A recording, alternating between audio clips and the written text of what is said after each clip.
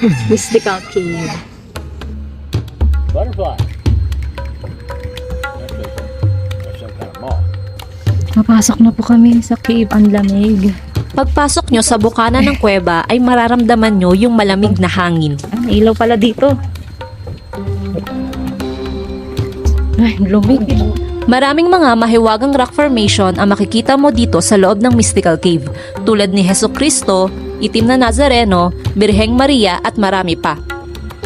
Ang Mystical Cave na ito ay hindi lamang isang atraksyon sa mga mahilig mag-explore, kundi pati na rin sa mga relihiyoso at pag-aaral ng mga institusyon dahil maraming mga sample ng bato ang makikita sa kuweba. May lalim daw ito ng 8 palapag.